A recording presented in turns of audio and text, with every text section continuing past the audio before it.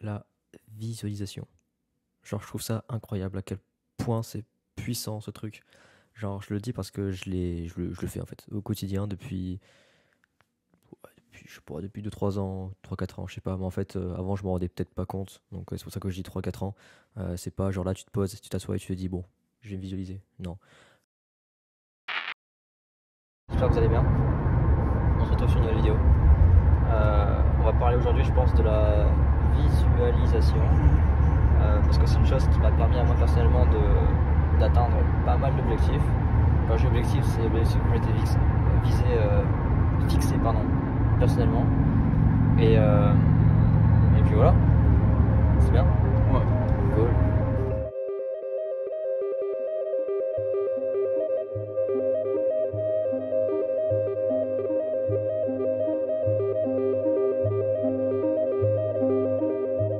C'est pas comme ça qu'en tout cas moi je fonctionne.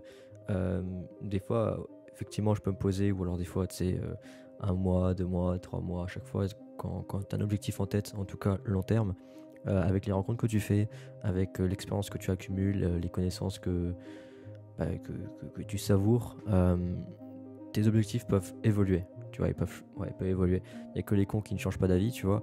En tout cas, je parle pour plein de choses. Moi, je sais que j'ai des objectifs sur 2 ans. Je sais ce que je veux. Je sais comment. Enfin, comment. Je sais que je veux y aller.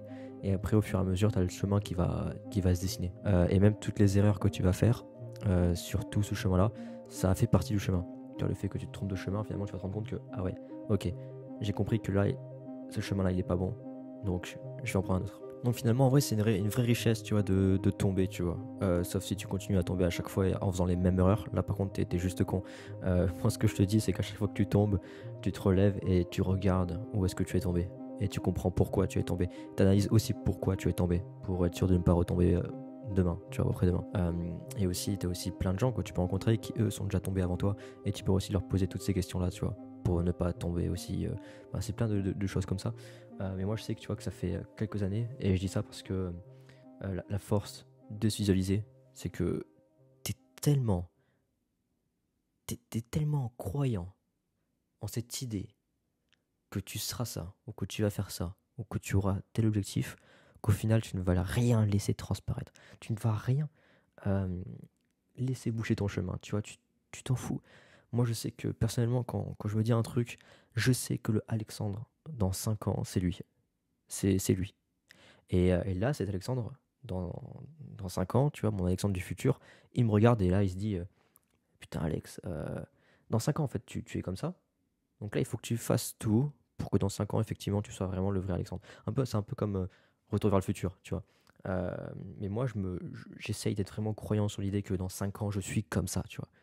C'est comme ça, c'est comme ça. Et là, c'est à moi, du coup, de mettre tout en œuvre pour effectivement que je devienne cet Alexandre-là. Parce que sinon, finalement, je serais vraiment triste. Et l'avenir qui est censé être le mien, celui que je veux et celui que j'ai défini, et bah, j'aurais tout foiré. Voilà, et ça sera ma faute. Ce sera pas la faute de quelqu'un d'autre. Donc c'est un peu comme ça que je vois le truc. Euh, et du coup, je suis tellement persuadé que je vais y arriver que j'y arrive. Alors, du coup, moi, je vais donner un exemple tout bête. Être filmmaker, c'était pas un rêve que j'ai depuis genre 5 ans, 10 ans, tu vois. Genre, c'est pas arrivé comme ça. Moi, ce que je voulais, c'était juste. Alors, je n'avais aucune idée, tu vois. J'étais au lycée. Je me suis dit, je sais pas, 25 ans, 30 ans, j'en sais rien. Pour moi, il fallait faire des études. En tout cas, c'était comme ça que je le voyais parce que mes parents, c'était diplôme. Tu vois, une fois que tu as des diplômes, tu es en sécurité. Et puis après, bah, comme tu as des diplômes, normalement, selon la logique, quand tu es au lycée ou quoi, c'est que bah, tu auras forcément le métier que tu mérites par rapport à ton diplôme. Donc ça veut dire que forcément, si je fais un bac plus 5 ou un bac plus 10, et bah, j'aurai un métier qui mérite un bac plus 10 et forcément j'aurai un salaire en conséquence d'un mec qui gagne bac plus 10, tu vois. Enfin, qui a bac plus 10. Mais en fait, ça n'a rien à voir, tu vois. Mais moi, je savais pas à l'époque. Et, euh, et du coup, quand j'étais refusé en école de commerce, du coup, après le bac, j'avais plus que mon vœu. Donc, je crois que c'était APB à l'époque ou Parcoursup, je sais plus trop c'était quoi à l'époque, c'était APB, je crois. Et du coup, le seul choix qui m'a été accepté, c'était la fac. C'était le choix en fait obligatoire que tu devais inscrire. Et je me suis dit, putain, la fac. Et en plus, la fac, c'était administration économique et sociale. Je n'avais aucune idée de ce que c'était. J'avais mis ça par obligation. Parce que moi, si vous voulez, c'était l'école de commerce. On m'a refusé. J'arrive là-bas le premier jour. Je ne comprends rien. Je sors de là à midi. Et là, je vois tous mes potes, quelques potes qui eux étaient en droit. Je les revois à midi. Ils m'expliquent que le droit c'est cool, nanana, tu vois, tu pourrais être avocat et tu pourrais gagner tant, nanana. Je suis ok, je vais à l'administration, je change de filière, je vais en droit. Et là, bah, s'ensuit août jusqu'à décembre en droit à fond. Et comme dans ma tête, il fallait pas que je redouble, parce que le fait de redoubler pour moi c'était vraiment un échec, genre c'était vraiment la pire des choses quoi.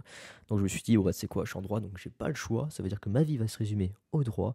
Donc j'ai traîné avec des potes qui étaient en prépa droit et tout, donc j'essayais d'être un peu sérieux alors que pourtant je suis quelqu'un qui est très, tu vois, qui est très fête, enfin tu vois, un peu tout ça. Et du coup je jonglais entre fête et partir à la BU pour réviser à fond à chaque fois. Je prenais des livres et je révisais. Je regardais beaucoup la série Suits. Bref, j'étais à fond dans tout ça. Et je me visualisais du coup être avocat d'affaires ou quoi parce que j'avais vu qu'on pouvait gagner peut-être 8 000 € par mois. Bref, j'étais à fond dans le délire. Et, mais en fait, ça me plaisait pas. Tu vois, ça me plaisait pas du tout. Donc j'étais pas non plus heureux de faire tout ça en fait. Tu vois, je le faisais parce que je sais pas, c'était l'école, tu vois, j'avais pas le choix. C'était un parcours qu'il fallait absolument que je passe en fait. Si je faisais pas ça, bah j'allais faire quoi? Tu vois, j'avais pas le choix. J'avais pas encore cassé cette barrière, tu vois. Et du coup, bref, en décembre, les partiels, donc les débuts des partiels qui arrivent.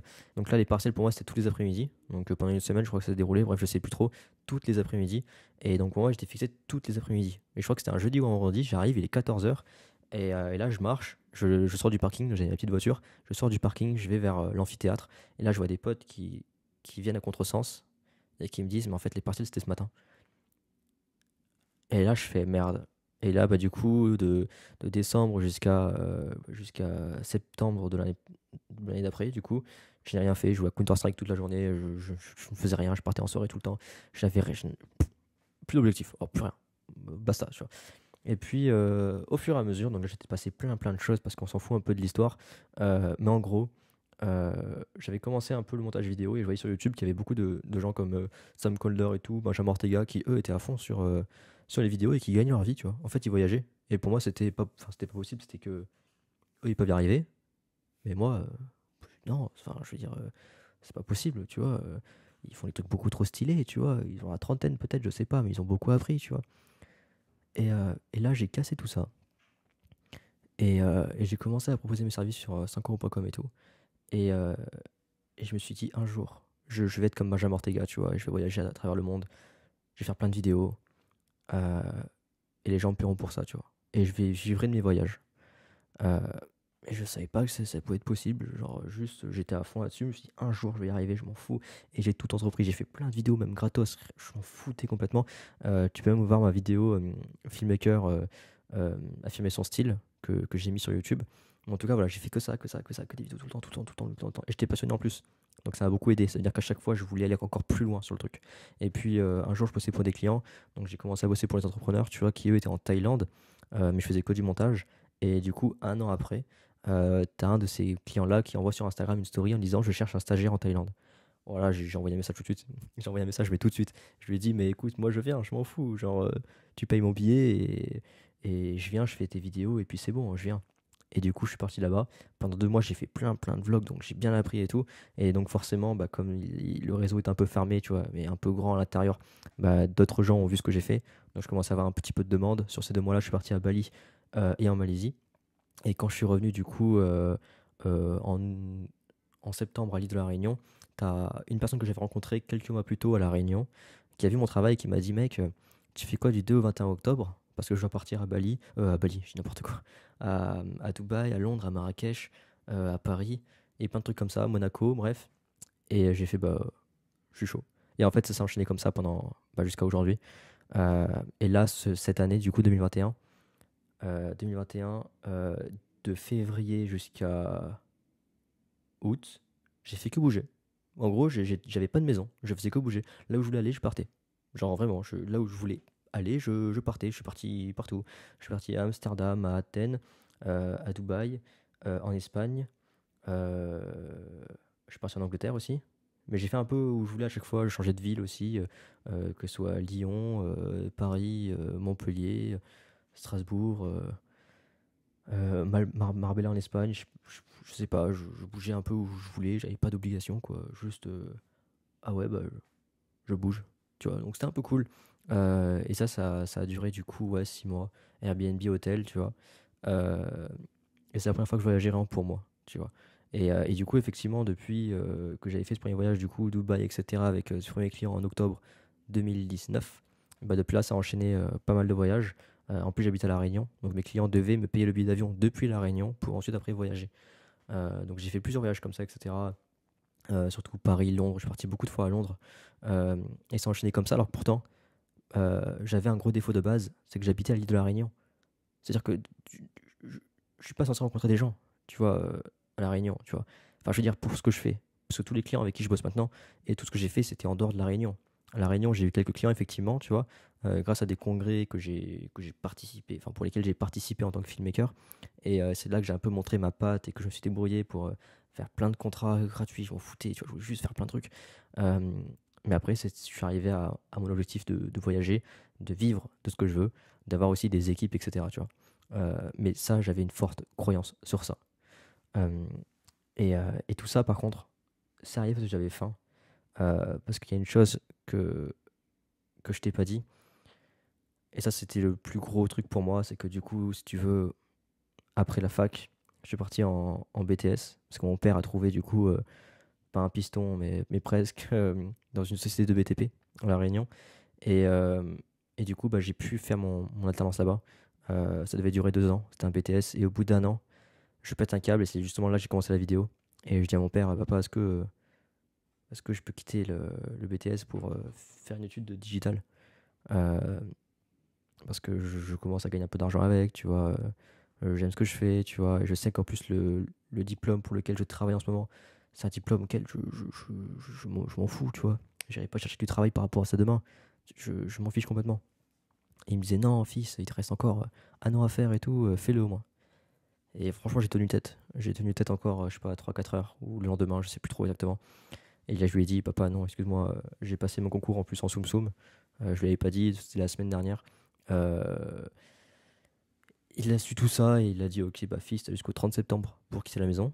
Du coup, bah là, je savais pas quoi faire. Je m'attendais pas à ça. Et du coup, bah, j'ai envoyé plein de messages à plein de potes en lui disant, bah écoute, j'ai plus de maison dans 2 semaines. Euh, Bah, est-ce que tu veux m'héberger le temps de, je sais pas, 3 4 jours? Après, je vais demander à d'autres potes, tu vois, le temps de trouver. J'avais pas d'argent, j'avais rien. Genre, où est-ce que je vais dormir? Tu vois, je savais pas. Mon père voulait pas non plus me passer d'argent pour. Non, il va virer de la maison, tu vois. Et ma mère, du coup, elle qui était en France, elle pouvait pas m'aider non plus financièrement pour chez mon hébergement. Et là, je sais pas, peut-être Dieu est grand, j'en sais rien. Il y a mon ex, enfin, ma copine de l'époque avec qui j'étais, qui me dit, bah écoute, ma mère, elle a plein d'appartements et tout à La Réunion. Euh, Elle en a un, du coup, à Saint-Denis. Moi, j'habitais à la Possession avant. À Saint-Denis et bah, tu peux aller le voir. Et ça, c'était genre 2 jours avant euh, de partir de la maison. Et là, je visite l'appartement, bon, c'est un petit studio et tout, et c'est ok. C'est ok, je le prends pendant un an en plus, je paye pas le loyer. Donc, j'ai eu une chance comme ça, je sais pas, c'est tombé comme ça. Pendant un an, je paye pas le loyer. Ça m'a beaucoup aidé. Du coup, quand j'ai quitté l'alternance, bah, je touchais du coup mon chômage, du coup de Pôle emploi. Donc peut-être, je sais plus, 700 euros par mois, je crois, bref. Plus du coup un peu d'argent au black par rapport à la vidéo. Donc ça veut dire que je faisais peut-être 1000, 1300 euros par mois, je crois. Moi, ce que j'ai fait, j'ai un peu d'argent de côté. Du coup, les premiers jours où je suis arrivé dans le studio, j'ai mis 2000 euros sur une table basse, une télé, une PS4, enfin, juste pour être tranquille parce qu'il n'y avait rien, c'était vide, c'était vraiment vide, tu vois. Et du coup, ce studio-là, je l'ai eu pendant 2 ans, en gros jusqu'à là, février, où je me suis permis de voyager un peu partout, tu vois. Mais du coup, ouais, j'ai vécu 2 ans dedans, plein d'histoires, d'amour, de tout. J'ai trop kiffé cet appartement. Et, euh, et là, je m'étais dit, Alex, c'est soit tu bosses, genre soit tu bosses et tu montres du coup à ton père que t'inquiète, bah, j'ai raison, je vais y arriver, j'ai dit que j'allais y arriver, donc je vais y arriver. Ou soit effectivement, je suis dans ce studio-là et je pleure. Et je pleure et effectivement, mon père, il serait venu me voir en me disant, tu vois, fils, j'avais raison, rentre à la maison et tais-toi. Tu vois. Donc je pense que c'était aussi cette fin, tu vois, de me dire que faut que je morde. Je m'en fous, faut juste que j'apprenne, tu vois. Faut juste que je fasse que ça, tu vois. Je fasse que ça, et puis le reste, on verra après, tu vois. Donc je pense que c'est tout ça, puis après il s'est passé beaucoup de choses. Du coup, en 2 ans, du coup, depuis ce moment-là, j'ai testé plein de trucs, j'ai fait des stages, j'ai voyagé, j'ai rencontré plein de gens de tout et n'importe quoi. Enfin, de tout et n'importe quel domaine différent, pardon, ça fait un peu péjoratif comme ça. Que ce soit immobilier, que ce soit dev perso, que ce soit expert comptable, crypto-monnaie, un peu de tout, avec tous des domaines différents, mais surtout des expériences et des parcours différents, tu vois. Chacun est unique, tu vois, genre des personnes qui faisaient 2 000 € par mois, 5 000 € par mois, 10 000 € par mois, 50 000 € par mois, 100 000 € par mois, voire des millions par mois. Et du coup, j'ai eu la chance de discuter avec ces gens-là, un peu comme si c'était mes amis. Et du coup, bah, même si j'étais pas dans leur domaine, j'apprenais un peu tout ça et ça rentrait dans ma tête. Donc au final, moi qui étais simple filmmaker, j'ai monté ma société, j'ai dû recruter, négocier des prix, même si j'étais vraiment une bille en négociation. Mais j'ai eu tout ça, chose qui fait qu'aujourd'hui, bah, j'ai une quinzaine de collaborateurs, tu vois, je suis avec 3 associés, enfin, en comptant moi, donc deux, Hugo, Cédric et moi. J'habite à Dubaï. Euh, quoi dire de plus? Ouais, bah, je kiffe. Là, je fais que des gros projets. Le reste, c'est délégué et je forme des gens pour qu'ils fassent tous les petits projets pour tous nos clients. Parce que si tu veux, on a une vingtaine de clients. Mais ça, c'est pas arrivé du jour au lendemain. Tu vois, c'est arrivé après un long travail. Mais c'est ce que je voulais. Tu vois, et il y a 3 ans en arrière, je pensais pas par contre que l'Alexandre d'aujourd'hui aurait été, entre guillemets, aussi loin par rapport aux objectifs que je m'étais fixés. Tu vois. Honnêtement, par rapport à mes objectifs euh, futurs, sur 2 ans, 5 ans, je suis encore très loin, très très très loin de ce que je veux. Donc ouais, effectivement, je suis fier de ce que je suis maintenant, mais ce parcours-là, tu vois, je l'ai construit, et toutes les merdes aussi que j'ai endurées, finalement, c'est juste été une avancée normale. Enfin, normale, entre guillemets, tu vois. Genre, je sais que c'est pas arrivé d'un coup, tu vois, j'ai travaillé dur, et du coup, j'ai vu tout ça, et du coup, bah ouais, je sais pas. Donc bon, donc je suis assez content de tout ça. Et sans la visualisation, sans me dire que je vais y arriver et je sais que je serai lui, à mon avis, je serai pas là. Voilà. Et je pense on doit tous chacun faire cet exercice-là et s'en tenir et rester vraiment en- de tête. Putain, je dis de la merde là, je sais pas ce que je veux dire. Mais il faut vraiment rester de marbre et se dire, je sais que je suis lui, tu vois, et coûte que coûte, je vais le faire. Mais c'est pas uniquement juste se dire je vais le faire, tu vois, ça marche pas, juste se motiver, tu vois, c'est aussi de la volonté. Tu vois, la motivation, elle dure 2 minutes, tu vois, genre, on s'en fout. Des fois, tu es là, tu vas te mettre à fond sur une formation, hop, tu l'as fait, et après, hop, tu regardes pas et tu t'en vas. Voilà. Alors que c'est pas comme ça que ça marche. Si tu passes pas à l'action, t'as pas de résultat. Comment tu peux juste faire des erreurs et du coup apprendre de ces erreurs si tu ne passes pas à l'action, tu vois. Donc, c'est aussi important juste de suivre. Tu vois, quand tu achètes une formation, un truc comme ça, c'est pas juste tu l'as acheté et c'est tout. Non, non, les résultats, t'en as si jamais tu les mets en pratique. Tu vois, le fait de juste écouter, ça marche pas. Tu vois, quand demain tu es dans un immobilier, c'est toutes les merdes que tu vas avoir qui vont te faire grandir. C'est pas juste tu vas avoir une formation sur l'immobilier, par exemple, on te dit, ah, c'est tant, t'auras pas de merde, t'achètes et puis voilà. Non, tu auras plein de choses. Tu vas tomber sur des cas et tout, un locataire qui paye pas, je sais pas, ou je sais pas, un truc qui. Bref, je sais pas trop, je les connais même pas, tu vois. Mais tu as plein de trucs comme ça que si tu te lances pas, tu ne sauras pas tout ce qui sera face à toi en fait. Donc voilà. Merci beaucoup.